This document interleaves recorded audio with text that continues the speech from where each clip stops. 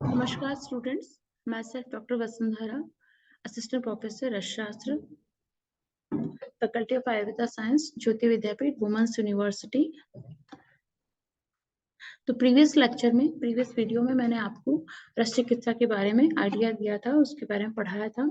अब मैं आपको रस चिकित्सा का ही कंटिन्यूएशन टॉपिक पढ़ाऊंगी जा रही हूँ, जो कि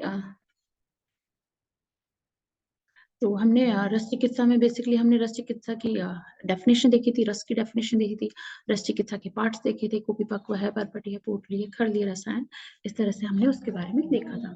अब हम इसके बारे में फिर हमने कुपिपक्व रसायन में कुपी की परिभाषा, रसायन की परिभाषा किस तरह से कहा गया, ये सब कहा गया था। फिर उसके बाद हमने कुपिपक्व रसायन के बाद हमने टाइप ऑफ कुपिपक्व रसायन, सौगंध, निर्गंध, इनकी सब बारे में डिस्कशन किया था। एंड देन उसके बाद हमने परपटी कल्पना के बारे में पढ़ा था। परपटी कल्पना में जो बताया था कि भाई आपने जो कजली का मेक करके आप उसे परपट के समान, पापड़ के समान जो संरचना बनेगी, मेडिसिन बनेंगी, आपके परपटी कल्पना में शामिल की जाएगी। ठीक है, अब टाइप्स ऑफ परपटी में देख लीजिए। टाइप्स ऑफ परपटी में आपका क्या रहेगा, सगंध परपटी और निर्गंध परपटी रहेगी।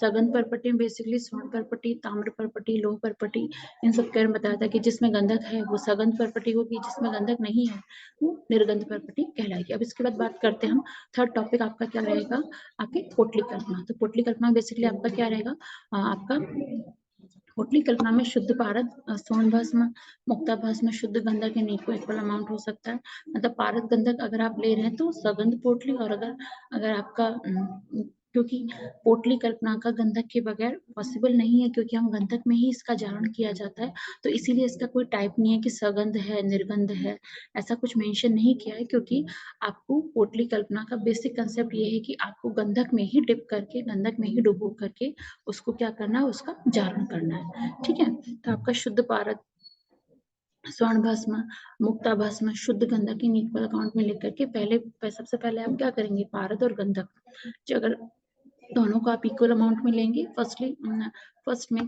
Kajli, then murden with aloe vera juice and let it dry, then the added gandak churn is at about 20 gram in silk cotton, silk cloth, tighten in silk cloth to make the potli, then add 250 gram of shuddha gandak in a stainless steel pan and heat it until it melt, then gandak melt and keep the potli like dola yantra, heat it for 1 hour, then let it cool. After it's cool, preserve the potli and use।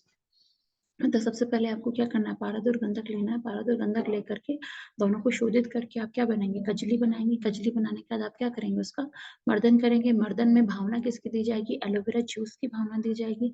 जब aloe vera juice की भावना देने के बाद उसको गंधक और उसकी जो 20-20 ग्राम लेकर के सिल्क कॉटन क्लॉथ में टाइटली उसे बांधा जाता है। बांधा जाने के बाद आपको किसी स्टेनलेस स्टील वेसल या मिट्टी के किसी बर्तन में 250 ग्राम शुद्ध गंधक को में आप क्या करेंगे, उसमें डिप कर देंगे। मतलब आपको पोटली लेनी है, पोटली छोटा साइज का पोटली बनाना है। पारद गंधक की जो कजली बनाई थी हमने, जिसमें स्वर्ण भस्म है, मुक्ता भस्म है, इन सबकी कजली बना करके वो फाइन पाउडर करके देन 20-20 ग्राम की सिल्क क्लॉथ की आपको पोटली बनानी है। पोटली बनाने के बाद आपको क्या करना है, उसमें जो है गंधक में क्या करेंगे, आप शुद्ध गंधक को किसी मिट्टी के बर्तन या स्टेनलेस स्टील वेसल में आप लेंगे और उसमें डिप करके हीट देना शुरू करेंगे।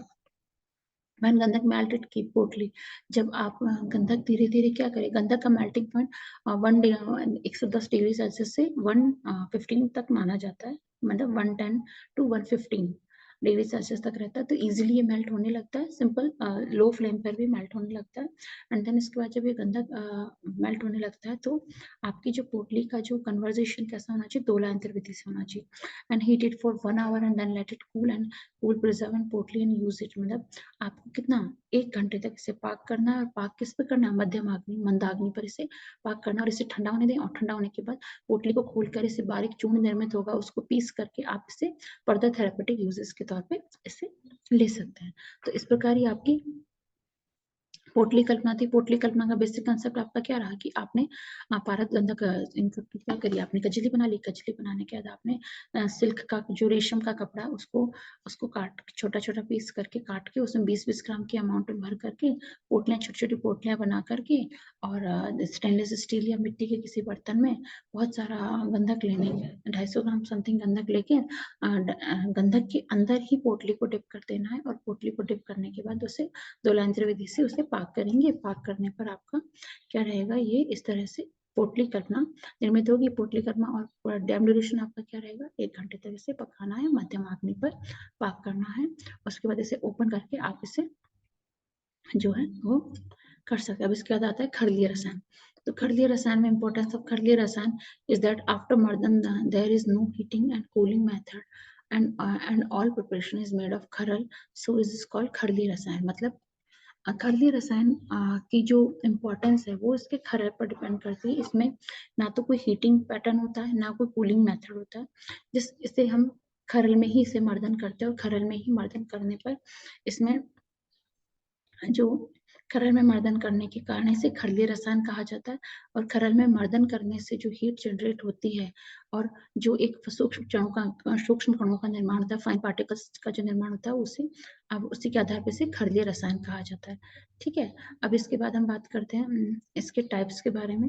तो क्लासिफिकेशन ऑफ पारद मूर्छित मेडिसिन, मतलब पारद की ये सब जो जितने भी चिकित्सा में जो भी मेडिसिन बनी, कुपीपक रसायन की तरह खड़लीय रसायन से बनी हो या परपटी रसायन से बनी हो, पोटली रसायन से बनी हो, तो उसमें पारद की क्या क्या मूर्छना की जाती है। कुपीपक रसायन में बेसिकली क्या कहलाएगा, रस सिंदूर, मकर ध्वज, सिद्ध मकर ध्वज, शिला सिंदूर, मल सिंदूर, समीर पन्नग रस, ये सब कुपीपक रसायन के अंतर्गत आते हैं। खड़लीय रसायन में बेसिकली आपका क्या रहेगा, कजली रहेगा, बसंत मालती रस रहेगा, बसंत कुसुमाकर रस रहेगा, योगेंद्र रस है ना, कृष्ण और रत्नगिरी रस कहा जाएगा। परपटी रसायन में रस परपटी आपके शामिल होती है, लोह परपटी शामिल होती है, ताम्र परपटी, पंचामृत परपटी, सर्वेश्वर परपटी, इस तरह से ये आपके इंक्लूड किया गया। जबकि पोटली रसायन में आपके क्या, हिरण्यगर्भ पोटली, ताम्रगर्भ पोटली। हिरण्यगर्भ पोटली में बेसिकली आपके गोल्ड का इस्तेमाल होगा, है ना। ताम्रगर्भ पोटली में आपके क्या रहेगा, ताम्र का इस्तेमाल होगा। लोकेश्वर पोटली में आपके ताम्र, वंग, इन सब अलग अलग मेटल्स मिनरल्स को यूज करके क्या करा जाएगा, लोकेश्वर पोटली।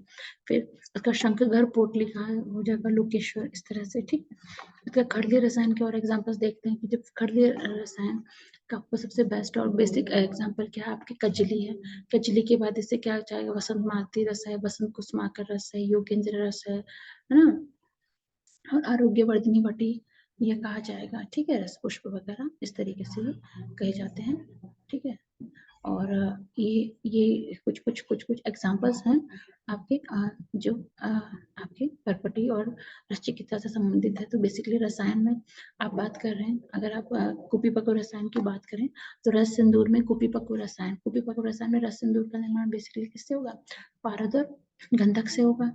पारद और गंधक से होने से ये जो है मतलब आपके जो मंदाग्नि, मध्यम अग्नि और तीव्र अग्नि पर पाक करके रस सिंदूर कहेंगे। और रस सिंदूर के भी 2 तरीके से होते हैं, निर्धूम रस सिंदूर और अंतर्धूम और बहिर्धूम, 2 प्रकार के रस सिंदूर होते हैं। तो अंतर्धूम रस सिंदूर में बेसिकली क्या किया जाता है कि कुपी होती है, तो कुपी पर डार्ट लगा के उसका जो ओपनिंग पार्ट होता है उसको ब्लॉक करके जो पाक किया जाए उसे अंतर्धूम रस सिंदूर के अंतर्गत आएगा। और जब जब कुपी का मुख जो है ओपन अवस्था में खुला रख करके जो पाक किया जाए उसे बहिर्धूम रस सिंदूर कहा जाएगा। एंड देन उसके बाद इसे आपके जो मकर ध्वज में 2 तरह के होते हैं। आपका मकर ध्वज है, सिद्ध मकर ध्वज है। तो मकर ध्वज और सिद्ध मकर ध्वज का उपयोग आप किस तौर पे किया जाता है, वाजीकारक औषधियों के तौर पे किया जाता है। अगर गोल्ड में ऐड कर दिया जाए तो मकर ध्वज को ही किस में मान लिया जाता है, सिद्ध मकर ध्वज में मान लिया जाता है। ठीक है, इसका शिला सिंदूर में मन शिला का इस्तेमाल किया जाता है। शिला सिंदूर, मल्ल सिंदूर में बेसिकली किसका, सोमल का इस्तेमाल करके मल्ल सिंदूर का निर्माण किया जाता है। सोमल का शोधन करके, सोमल का चूर्ण बना करके उसमें नौसादर और उनकी भावना द्रव्य का उपयोग करके आपका मल्ल सिंदूर बनेगा। अब समीर पन्नग रस में पारद गंधक है। आपका समीर पन्नग रस का बेसिकली रेफरेंस कहाँ से मिलता है, रसेंद्र चूड़ामणि से मिलता है, या आपकी रस चंडांशु जो एक बुक आती है रस शास्त्र की, रस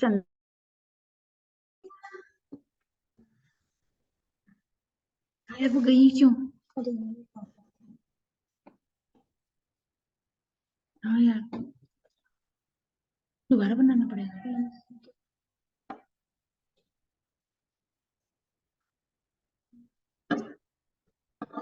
वैसे टॉपिक खत्म हो गया था। वैसे तो हो गया था, मैं तो वही बोले जा रही थी ऐसे, अब स्लाइड तो 11 ही थी, किताब बोलूं तो मैं हो गया हो तो ठीक है यार, बस बहुत है यार।